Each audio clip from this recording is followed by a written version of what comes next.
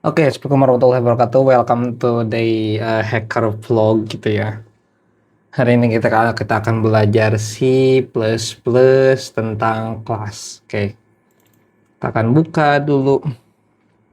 Oke, ini gue udah belajar struct, struct menggunakan heap, struct biasa, nested struct, kemudian struct member function. Oke, bukan class member function ya, tapi struct member function. Oke. So this is the best option that I can give. Sorry. Oke, karena ini vlog ini akan sangat-sangat membosankan ya. Karena ini tentang belajar proses gua belajar untuk memahami C++ Locody Close. Oke, ini juga ada. Wing. Oke. Oke. Seperti biasa kalau di awal itu kita akan include Yostream ya. Kemudian in main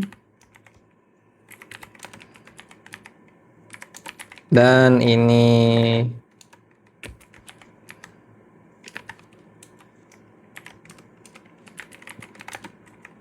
oke, so seperti biasa kalau gua tuh always ask someone ya, bukan someone sih, lebih ke AI aja ya. Gue lebih banyak tanya ke AI apa itu classes dan hal lain sebagainya. Oke, dan juga gua terkadang beberapa baca buku. Kalau gua stuck ya, gue tuh kadang baca beberapa buku. Gua lihat di sini ada no, oke, cyber security, CPP, dan ada beberapa buku yang harus gua baca. Kalau gue memang tidak mengerti konsep yang dijelaskan oleh AI itu sendiri ya. Jadi terkadang kalau ada sebuah bukan tentang code, karena memang kan cyber security itu kompleks ya. Apalagi kita mencoba untuk mencari celah keamanan based on source code. Jadi kita mencari celah keamanan di bagian source code mana nih yang vulnerable gitu. Tapi di sini kita akan bukan belajar dulu tentang masalah source code yang vulnerable, tapi kita di sini untuk mencoba memahami apa yang ditawarkan oleh C++, kelebihan dan kekurangannya itu apa gitu ya. Dan untuk mencoba memahami apa yang terjadi secara memori. Oke.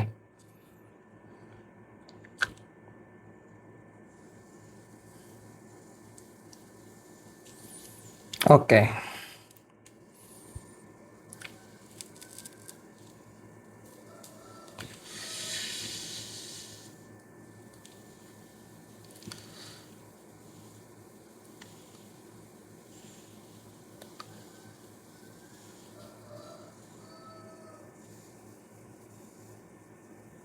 Oke, berarti kalau yang gue baca ya, kelas itu ibarat uh, ibarat apa ya? Bentar, gue agak sedikit bingung ya. Kelas itu ibarat konsep sebuah objek. Oke.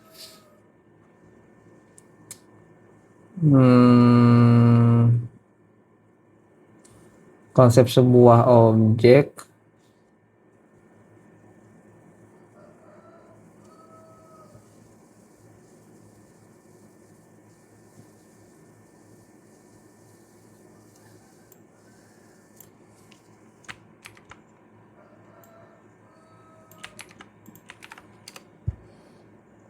taruh, misalkan kalau kita punya objek kelas, misalkan person, ya kan, dia ada public, ya ada private. Oke.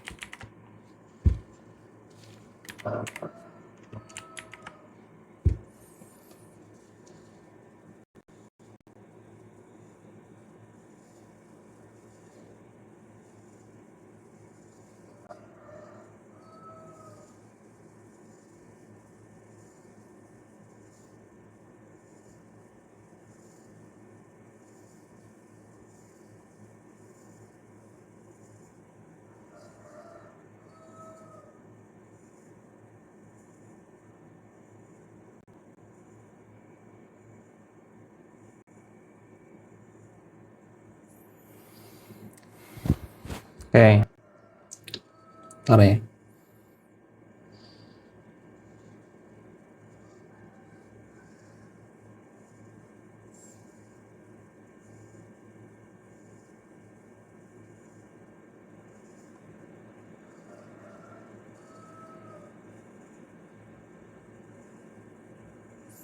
Yang berarti kalau di sini private kan berarti dia termasuk konsep datanya ya. Berarti misalkan di sini katakanlah person ID. Oke. Kemudian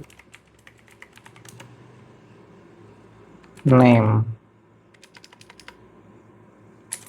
full name,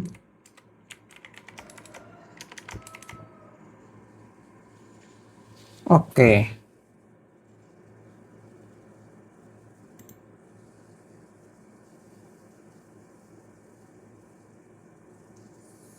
Misalkan berarti di sini string address aja dulu ya. Kita kan belum tahu nih, kita kan belum import ya, belum import si win ini, maka kita harus import dulu. Include cstd integer. Oke, kemudian kalau string berarti include string.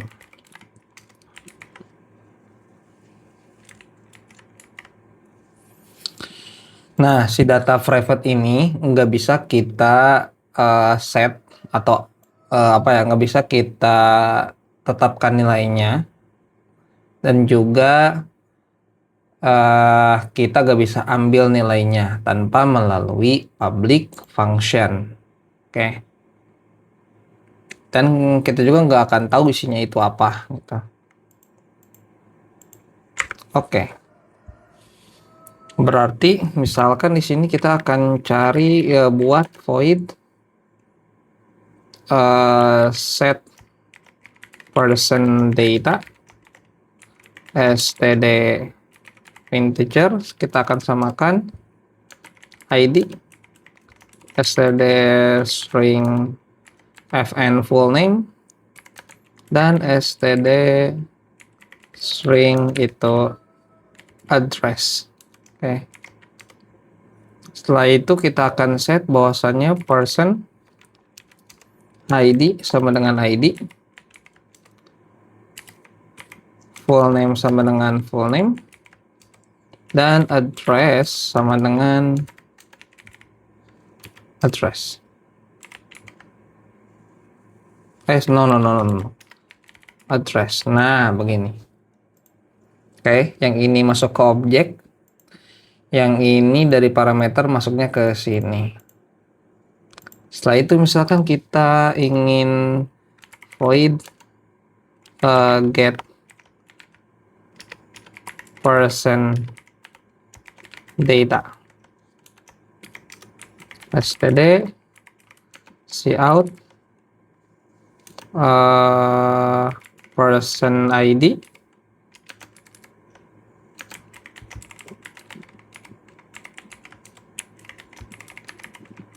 cout full name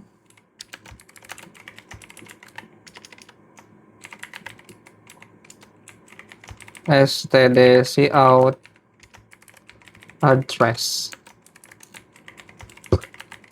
Oke.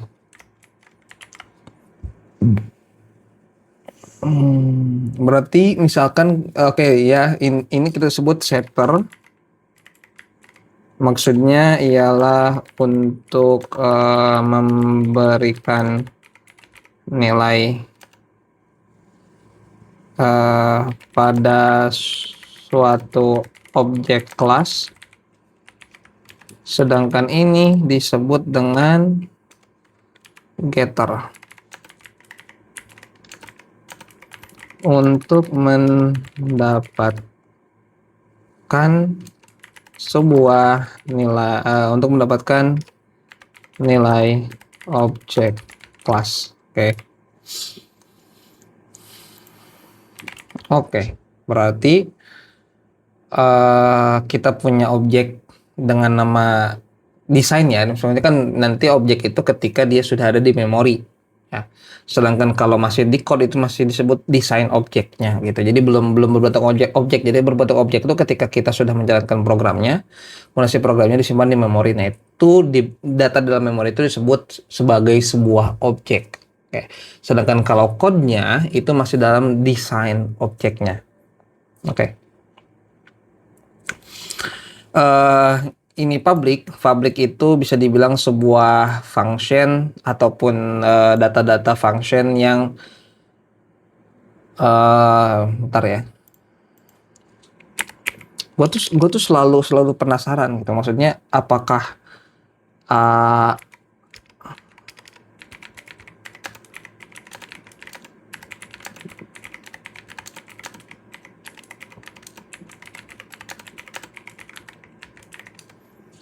oh ya, gue lupa. Uh,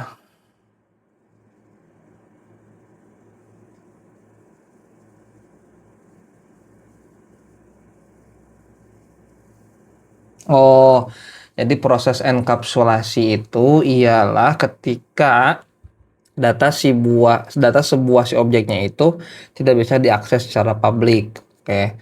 Kalau misalkan kita si datanya disebut publik, maka data tersebut bisa dirubah oleh secara umum lah ya, karena kan dia bersifatnya publik itu datanya.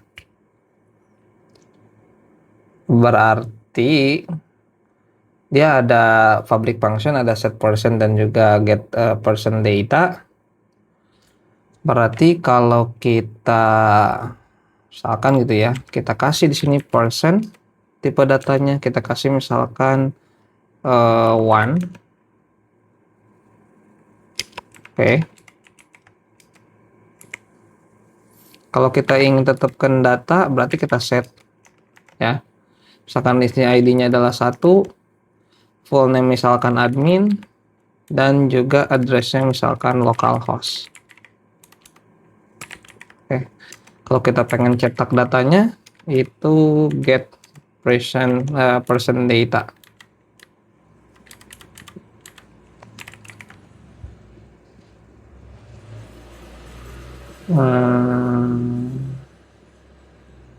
Oh ya, best practice ketika sebuah tipe data objek itu harus memiliki strip di belakangnya agar bisa diketahui bahwa tipe data ini disimpan di sebuah objek, bukan disimpan di struct public gitu ya. Oke. Jadi tinggal kita ganti person ID, full name, dan juga address. Karena dia bersifat private supaya bisa diketahui bahwa dia itu bersifatnya private gitu. Karena ada underscore di belakangnya. Oke. Kalau kita mau simpen tipe data public misalkan gitu ya. int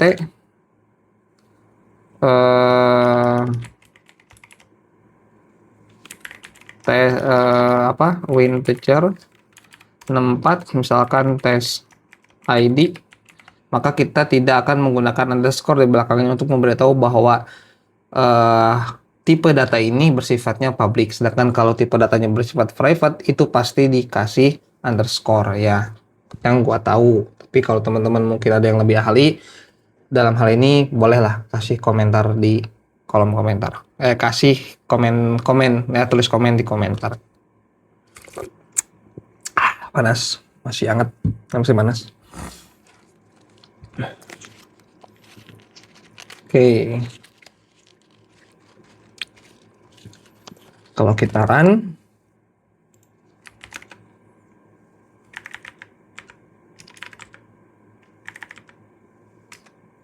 selang 07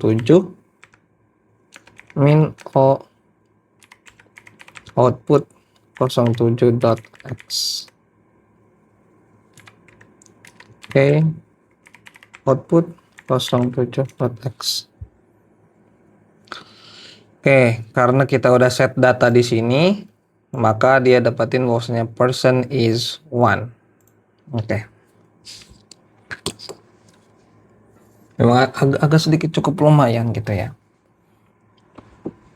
Oke, setelah kita dapetin sebuah ini kan biar disebut dulu ya bahwasanya ini itu karena kita tidak menggunakan heap, maka data objek person ini disimpan di start. Oke, lumayan ya. Belajar segini doang kayak memahami untuk konsepnya lumayan. Nah, misalkan kalau kita kan nggak bisa nih ya, misalkan one untuk langsung person ID itu kita nggak bisa. Kenapa? Karena tipe datanya disebut objek, tapi kita bisa lakuin tes ID. Kita bisa lakukan di sini karena ini tipe datanya bersifat public. Oke. Jadi kita bisa panggil tipe data ini langsung dari objek yang diimplementasikan oleh objek person yang diimplementasikan atau diterapkan pada variabel one. Oke, berarti kan secara ini di stack ya.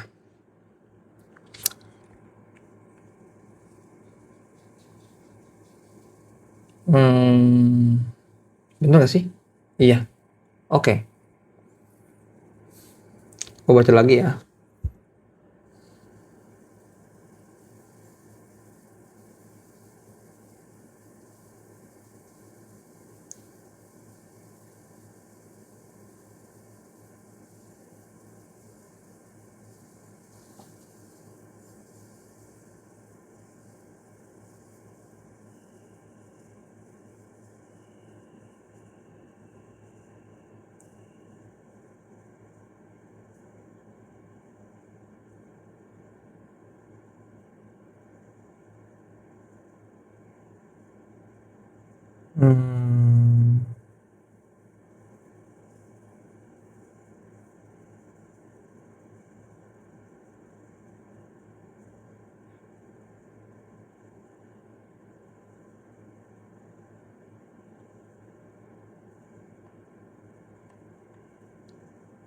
Oke, sebelum ke situ ya, sebelum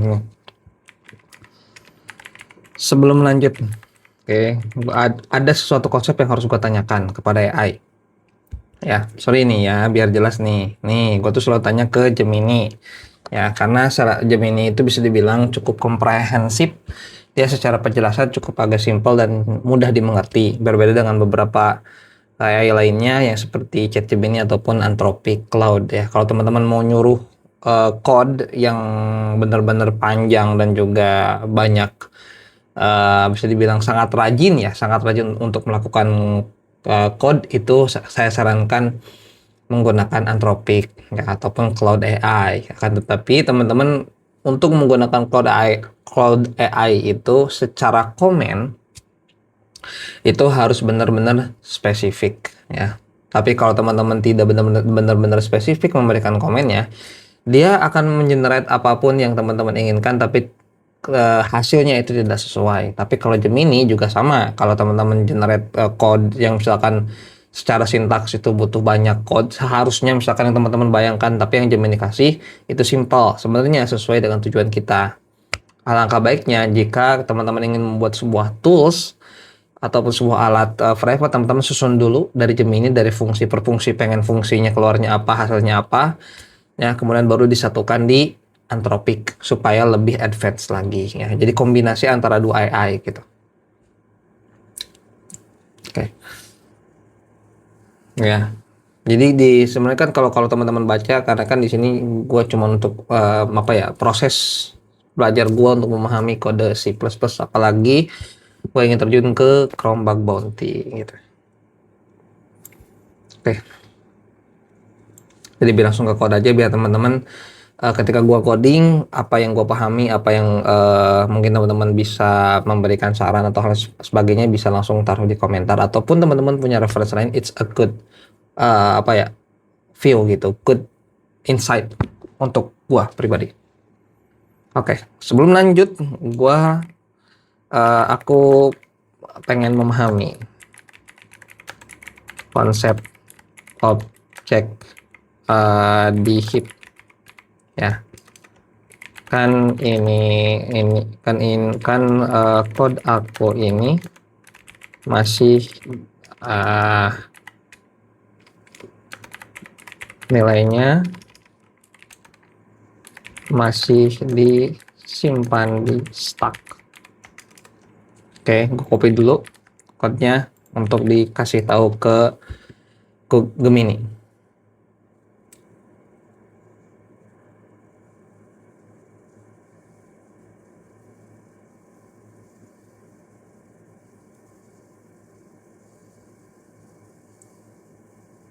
Ini adalah alamat memory pointer, oke?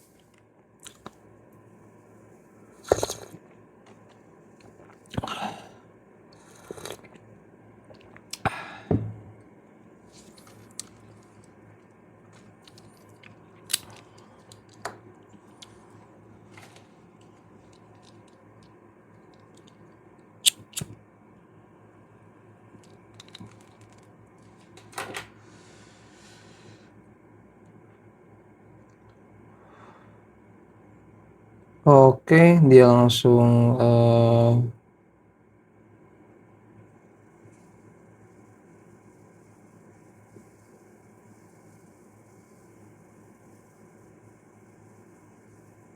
oke, sip.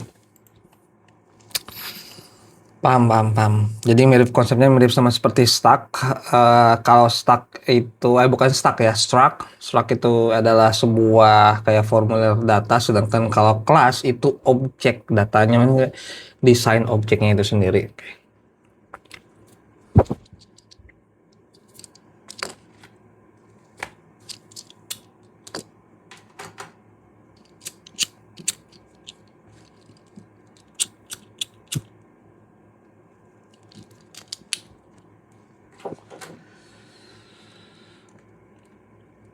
Oke, yang berarti ini kan sebenarnya stack ya.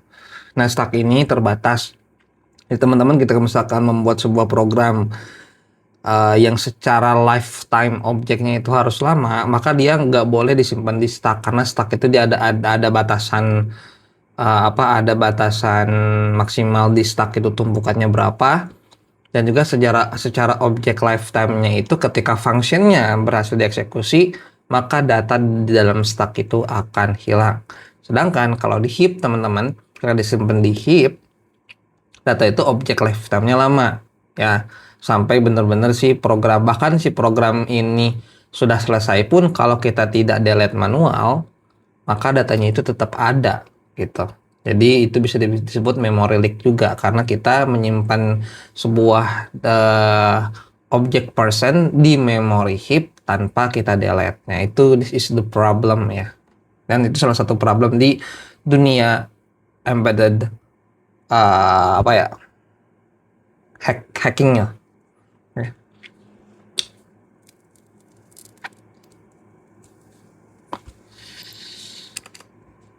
Oke, berarti di sini person, kita kasih pointer ptr person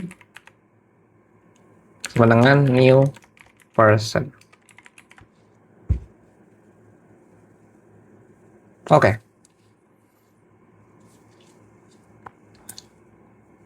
Coba kita lihat lagi. Ya. Oh, dia harus ini. Nah, begindang. Oke. Setelah person pointer person, maka pemanggilannya bukan lagi menggunakan titik ya, tapi ptr person arah. Oke. Dia akan set data person ID, full name, kemudian address, ptr get data person. Oke. Tolong diingat, seperti yang tadi gue katakan, bahwa objek di heap itu dia perlu manual, karena kita tidak menggunakan package seperti vector atau beberapa package lainnya yang secara otomatis ketika kita gunain package tersebut, Dia membuat objek dan juga menghapusnya secara otomatis ketika program benar-benar selesai ya. Setelah selesai keluar menggunakan objek package tersebut. Apabila kita tidak ini kan full manual ya, secara heapnya itu full manual, berarti kita harus manual delete ya. Berarti delete ptr percent, dan back practice-nya itu adalah ptr percent sama dengan null pointer. Nah, begini. Ya, nanti kita akan jelajah semua code yang udah gue buat itu menggunakan WinDebug setelah gue belajar dasar-dasar WinDebug itu seperti gimana. Karena secara teori jujur gue belum memperdalami ada kelebihan apa di WinDebug dan hal sebagainya gitu. Dan gue karena ini gue full menggunakan Windows dan tidak menggunakan Linux ataupun apa namanya program Linux tuh, GDB ya, ataupun GDB ataupun PWN debug, tapi gua akan menggunakan Win debug atau Win ya, Windows. Nanti ya kita belajar khusus di Win debug setelah gua belajar beberapa konsep apa aja comments yang ada di Win debug dan lain sebagainya. Oke, kalau gua running dia juga keluar sama. Oke. Kalau gua running lagi di sini, oke, biar jelas ya. Nah, kalau ini kan objeknya disimpan di heap ya. Kalau ini disimpannya di stack. Oke. Jadi secara konsep ini ketika gue panggil lagi get data person, maka dia akan hilang. Kenapa? Karena kita delete di data di dalam heap-nya ya. Sedangkan pointer di sininya itu masih ada. Oke. Terlihat. Nah, di sini datanya kosong ya, 3 baris. Oke. Bahkan ketika kita coba untuk print, kita dapetin data ini, angka ya. Maksudnya adalah ini pointer alamat pointer ke sebuah stack. Mungkin ya, mungkin ini stack, tapi kita nggak tahu ini stack di mana gitu. Tapi secara konsep kita udah hapus, ya kan?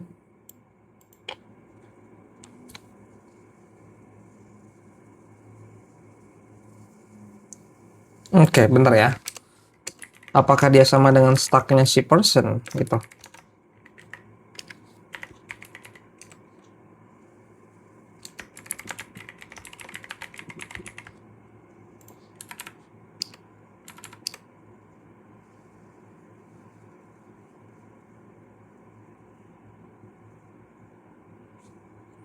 Bentar, ini data dari mana?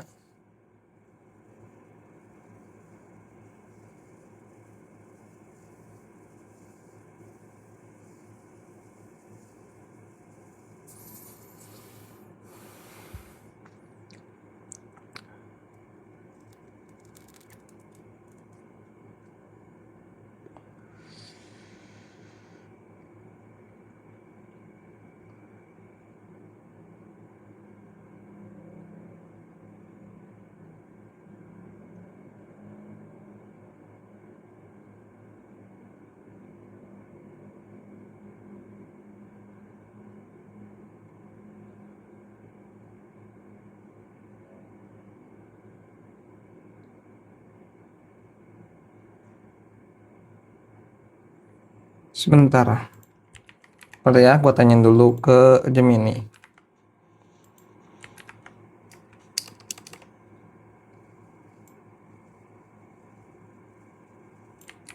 Gue simpan dulu ini di sini dah. Tapi secara memori dia sama nggak sih? Oke. Oke, secara stack dia kan sama ya. Penyimpanannya itu sama. Oke. So, bentar.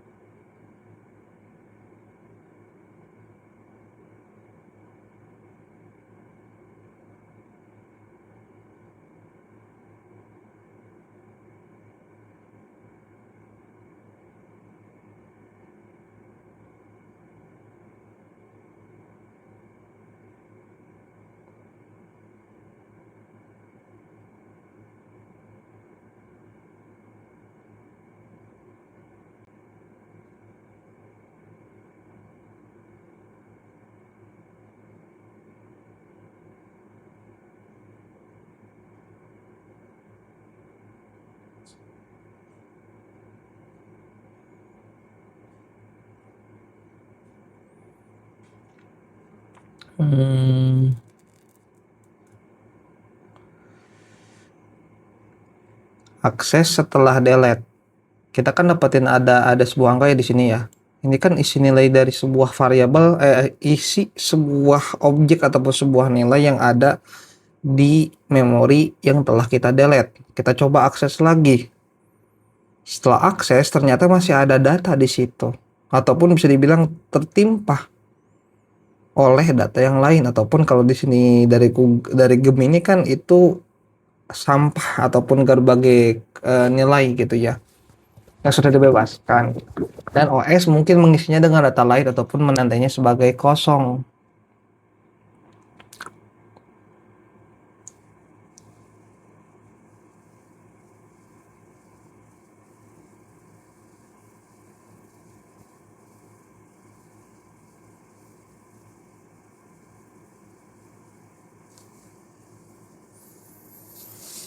Oke, setelah kita delete, kemudian kita jalankan fungsi si get percent datanya lagi. Ya, ini disebut dengan undefined behavior. Jadi teman-teman ketika teman-teman mungkin menganalisis sebuah code dan developer tersebut merilis ataupun apa ya bisa dibilang kode itu sudah di-merge ke public, dan kita lihat di sini bahwa kita dapetin undefined behavior dan juga ada nilai yang di dalam itu bisa dikatakan sebagai use after free. Tapi jujur gue secara konsep apa itu use after free itu kan digunakan setelah dibebaskan, tapi secara konsep pemrograman gue jujur masih belum mengerti bagaimana use after free ini terjadi gitu ya.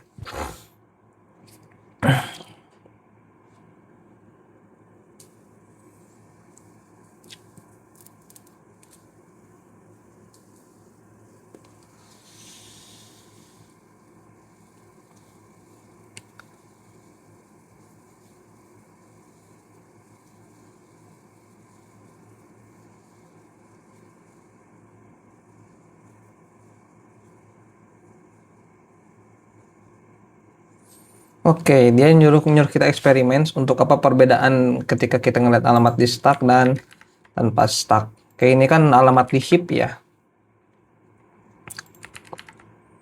Oke, alamat di heap-nya.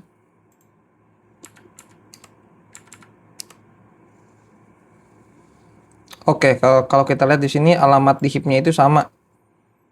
Ya, alamat di stack-nya juga sama. Gitu. Tapi gua masih curious. Ketika berarti kan pemrograman itu ketika benar-benar delete sebenarnya tidak selalu delete. Bahkan mungkin secara OS dia masih menyimpan nilai di tersebut. Makanya ketika benar-benar tidak digunakan, itu bagusnya sebuah objek di heap itu langsung diganti ke null pointer setelah di delete. Tapi jangan gini ya, setelah di delete maka sebisa mungkin langsung ke null pointer, ya kan? Gue cukup agak puyeng juga nih pala ya. Jadi setelah delete langsung ke set null pointer, adapun akses itu harus setelah null pointer. Jadi benar-benar si data yang didapetin dari objek tersebut sudah benar-benar hilang ataupun sudah benar-benar diganti menjadi null pointer. Oke, cukup agak dipahami.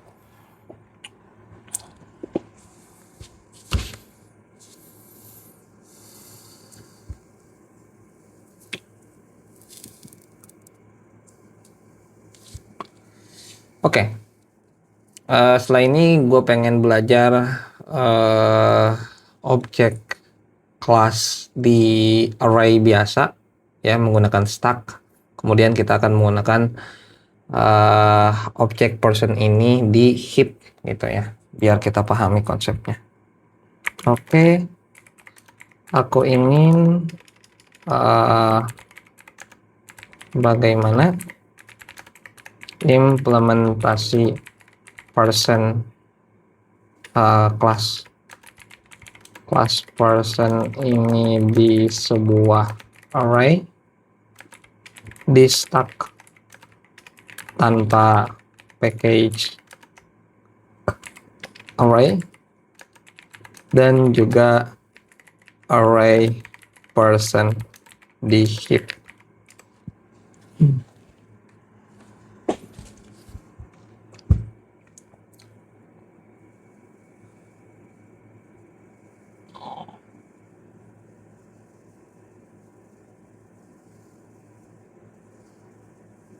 Oke, kita dapat ya. Yang sebenarnya sama kayak apa? Sama kayak kode umum array biasa ya, yang di sini nih. Nah, ini. Mana array biasa tuh bukan di heap ya. Kita lihat di sini. Nah, ini contohnya. Kan array biasa. Dia secara konsep ini di stack gitu. Oke, berarti sama. Kita akan masukin person basic start array class. Sekarang kita kasih 5. Oke, misalkan kalau kita pengen set data berarti basic. Oke, misalkan aja ya. Kita pakai for auto. Karena kan dia sudah ada di stack ya, sudah ada di stack, jadi kita nggak akan copy datanya, tapi kita akan langsung simpan datanya by reference gitu ya. Jadi auto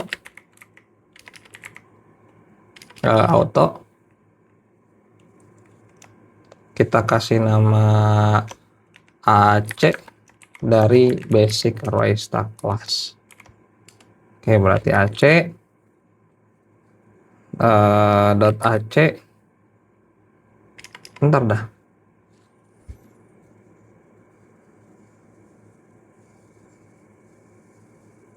Oh iya, berarti kan dia secara nilai udah ada value-nya satu masing-masing. Berarti kita tinggal segini set data persen.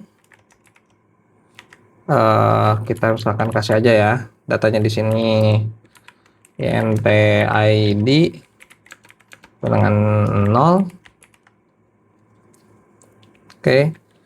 Kemudian misalkan di sini kita hanya berfokus pada ganti ID-nya ya. Tapi kalau untuk nama kita akan samakan aja. Oke. Kita kasih di sini ID ya. Kemudian namanya itu adalah admin. Full name-nya adalah admin dan passwordnya juga admin. Address-nya juga admin. Tapi di sini kita akan tambahkan sesuai dengan nilai value-nya. Oke. Berarti kalau gua panggil di sini sama ya for auto AC, sebenarnya sama aja sih. Kalau mau reference juga lebih bagus, kalau mau ini juga sama ya. Karena dia secara konsep dia manggilnya bukan by memory stack, tapi dia di copy dulu di AC, baru kita tampilin datanya. Ya. Oke, kita tinggal AC, get data person. Nah, gitu.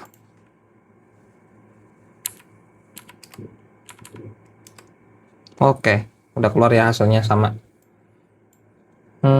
Kok adminnya tetap 0 ya? Kenapa ID-nya tetap sama 0? Padahal di sini gue udah set bahwasannya si data ini harus bertambah. Ya kan? Oh iya, tipe datanya itu berbeda, teman-teman. Oke, karena kan kita setting di sini iya integer 64. Secara data itu long gitu ya. Berarti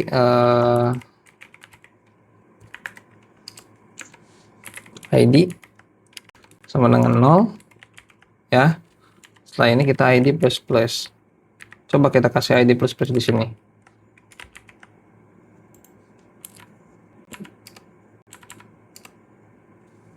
Dia masih 1. Why? Kenapa ya? Kenapa? Berarti kan sorry. Ada yang salah dari gua, dan jujur gua secara ini why gitu. Gua masih belum memahami kenapa dia nilainya masih sama. Oke, sebentar ya, biar gua tanyain dulu. Jujur, karena ini konsep yang cukup agak lumayan pusing, gua aja kepala udah cetat-cetut gitu. Kenapa? ID masih 1.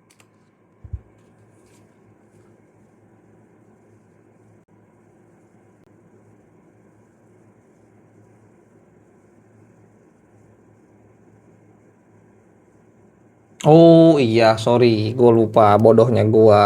Oke, karena kita set datanya ID-nya itu di dalam for, maka ketika for beres jadi akan ID menjadi 0 lagi gitu, bukan sebuah ID yang lama. Sorry ya. Gua ya tololnya gua ya gitu, ataupun kesalahannya gua. Berarti gua harus di sini gitu. Nah, kalau kita build lagi, kita jalanin, nah dia akan ID-nya beda. Oke, paham.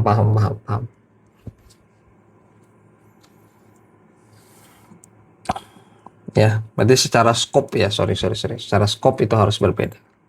Oke. Oh, sorry.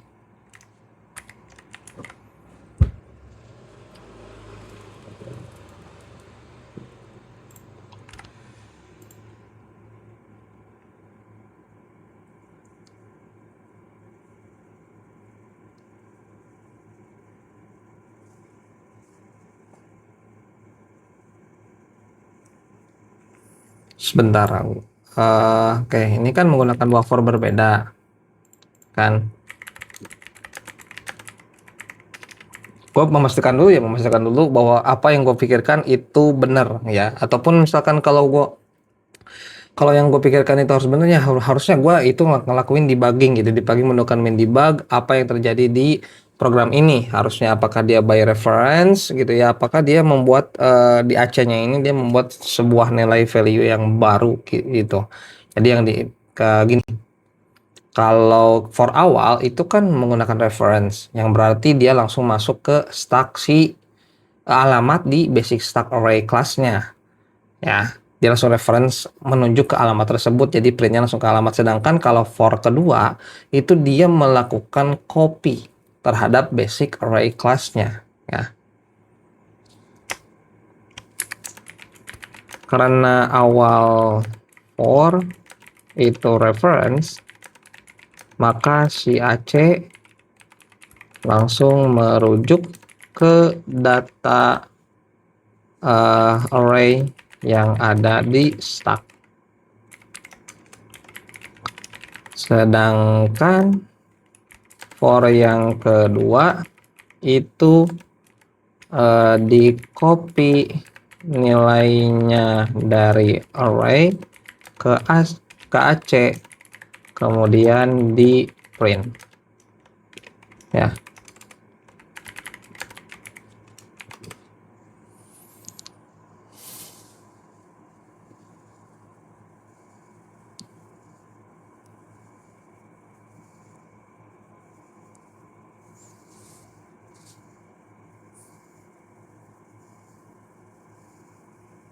Oke ya. Oke nih. Kita coba karena kan ini by reference ya. Si ini kan by reference, berarti kan dia langsung ke penunjuk alamat basic stack array. Sedangkan kalau yang for ini yang kedua, dia kan copy. Maksudnya nilai datanya itu copy ke for ini. Nah, kalau kita misalkan ganti si datanya AC get data percent, bukan get ya, berarti set data percent itu misalkan ID-nya adalah 1 semua nih, misalkan itu ya, namanya kosong, addressnya juga kosong, maka dia tidak akan mengganti nilai pada basic stack array. Kenapa? Karena dia nilainya itu di copy ke AC, ya kan? Kalau kita coba print lagi menggunakan reference, maka datanya tetap sama, ya. Oke, kalau kita lihat di sini, datanya tetap sama di angka 5. Ya, dia tidak berubah setelah kita set di sini. Karena secara nilai itu dia di copy ke AC, bukan reference. Tapi ya, kalau kita rubah si apa?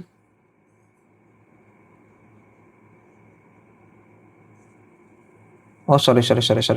Yang harus gua ini kan di sini ya. Oke, nah gini. Ini kan bukan untuk set ya. Oke. Oke, ini kan ID di luar, dia by reference, maka di ID-nya akan bertambah dengan 5. Kita coba rubah di sini karena dia based on copy bukan reference, yang berarti tidak akan merubah datanya. Kalau kita print lagi di sini, oke, maka data di admin dia tetap harusnya sama. Sorry, belum compile. Oke, kita masih dapetin data yang sama, ialah 1, 2, 3, dan 4, 5. Dan ini isinya pun tetap admin. Oke. Sedangkan kalau gua rubah di sini, ya, kita by reference, maka datanya ini, oke, dia bakalan berubah. Nah, kita lihat di sini dia datanya langsung kosong. Kenapa? Karena kita rubah di sini by reference. Oke. Jadi secara basic stack array-nya juga sama. Ya, dia nilainya berubah. Oke, karena kita menggunakan reference. Sip. Ya, cukup paham gua. Otak gua, ya Allah, cukup agak meledak. Maksudnya cukup agak lumayan ya.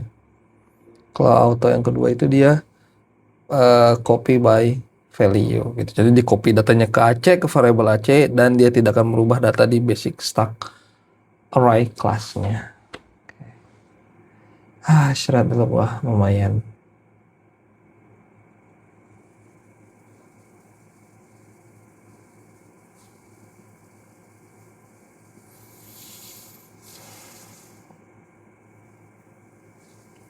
Oh shit, lumayan ya. Jadi sebisa mungkin kalau kalau kalau kita ngerti cara sebuah code itu dibikin table di Draw.io ya, lebih enak gitu. Ya, tapi nantilah kita akan coba coba untuk memetakan ya apa yang terjadi di stack dan sebagainya menggunakan Draw.io. Tapi kayaknya karena ilmu ini sangat mahal gitu untuk memahaminya, kayaknya gue mau buka kursus dan mendapatkan uang.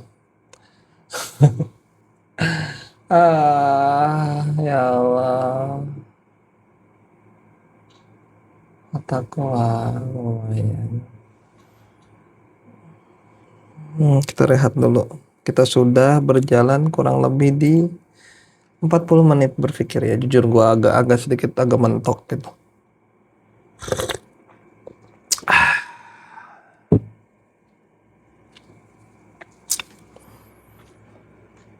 Oke. Lumayan leneng, kayak leneng otak gua lumayan cukup agak wah.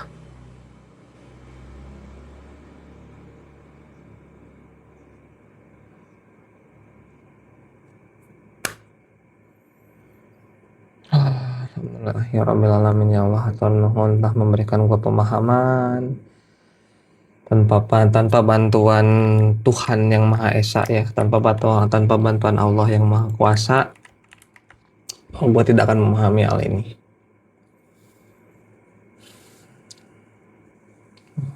Ya Allah.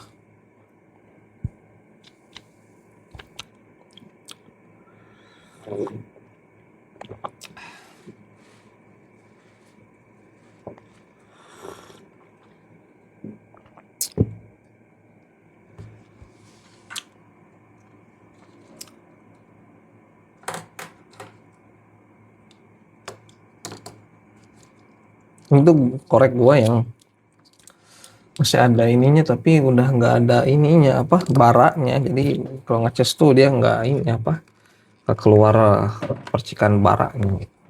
Ini siapa sih, kucing kah?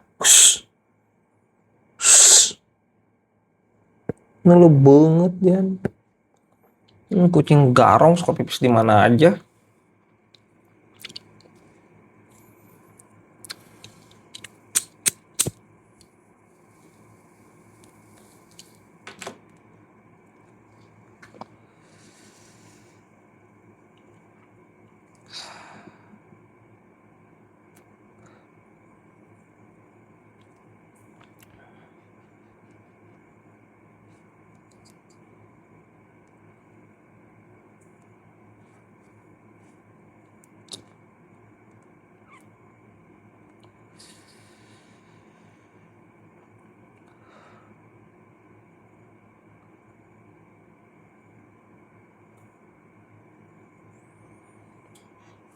Oke, cukup agak dipahami ya, mudah-mudahan dipahami juga.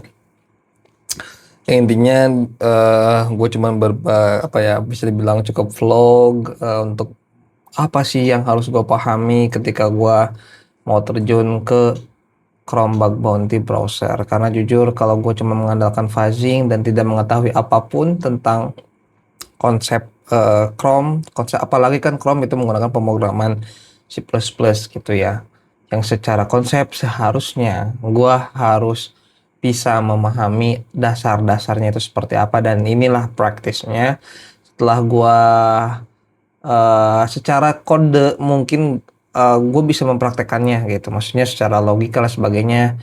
Tapi karena gua fokusnya adalah keamanan, dan gue secara sintaks gue pengen memahami dulu ya secara sintaks apa yang terjadi di antara heap dan stack, bagaimana gue memahami sebuah konsep pemrograman di Chrome ya, apalagi nanti gue akan mencoba untuk melakukan mapping ya, apa yang objek apa yang dibuat oleh Chrome, apa itu nilainya dan sebagainya, dan memang cukup agak, bagi gue cukup agak wow lumayan gitu ya. Maka mudah-mudahan ketika gue belajar ini, investasi gua di saat ini dan membawakan hasil di masa depan gitu ya. Mudah-mudahan bermanfaat. Terima kasih. Cukup sekian dulu ya. Gue butuh rehat. Nanti gua akan lanjut lagi di next day ataupun saat setelah ini gua bakal lanjut dulu secara pribadi ya. Nanti gua akan mencoba untuk menjelaskan. Ataupun kita bisa bareng gitu ya. Entahlah, gue jujur juga agak sedikit gila sendiri gitu. Terima kasih. Assalamualaikum warahmatullahi wabarakatuh.